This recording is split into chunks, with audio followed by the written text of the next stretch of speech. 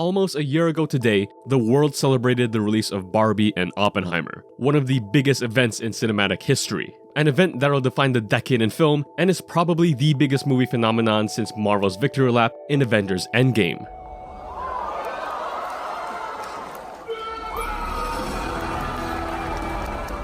And we may not have known it, but 2019 was just a great year for film all around. You've got your blockbusters making absurd amount of money, studio films from legendary filmmakers, and game-changing movies from tomorrow's great directors. But it seems like ever since those key moments in modern cinema, those heights have never really been reached again, nor does it seem feasible in the immediate future. While many can point to the pandemic as being the sole reason as to why that is, seeing as people literally couldn't go to theaters for well over a year, the whole picture can't be painted by one singular event, but rather a series of greedy actions that further disconnect the people from the art form.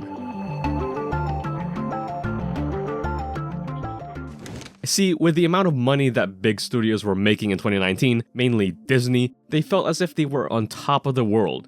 And they were, quite literally, leading to the creation and subsequent release of the Disney Plus streaming service in late 2019, giving Netflix, the streaming platform at that point, a run for its money. Directly leading to 2020, and with no place to physically play movies in, the next best route was to play these movies digitally.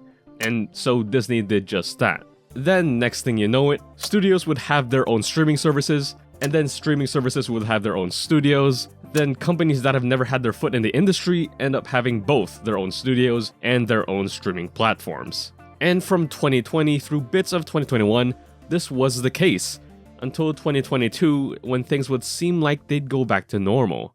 But they didn't.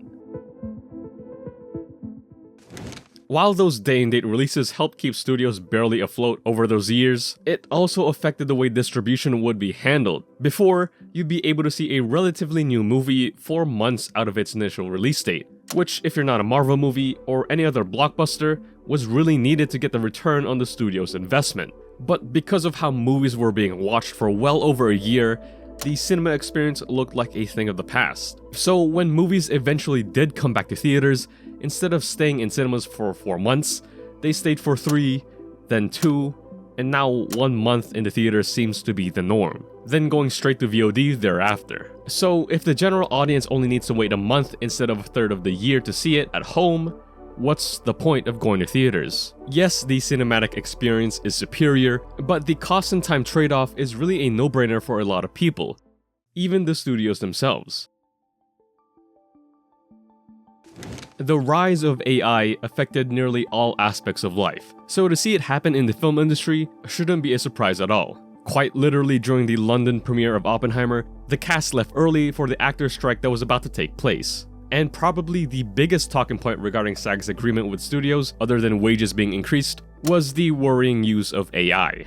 A similar worry that the Writers Guild had with their strike as well. And while the eventual agreement for both came to the conclusion as being fine, considering it's only going to get worse, it's really not enough. Just recently, Late Night with the Devil featured AI-generated content, and more famously, Civil War, distributed by A24, was marketed using AI-generated posters. And yes, these are the bare minimum, from a frame in a movie to alternative posters, but seeing as the technology is only going to get better, I can see studios at least attempting to have filmmakers look into it to bring their budgets down, further disconnecting films from the fingerprints of actual people. And that's the fascinating thing about this.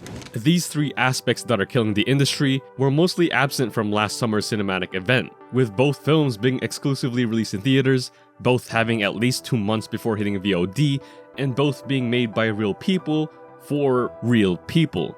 But it feels like ever since that event, no one has learned their lessons from it. A lot of movies, good or bad, aren't making their money back, said movies having their box office numbers being cut from underneath them, and being even more reliant on recognizable IP or sequels of cinema's past. And with the industry being further driven by money and shareholders instead of the art of it, cinema and film, as we knew it just a few years ago, will only be a thing of the past.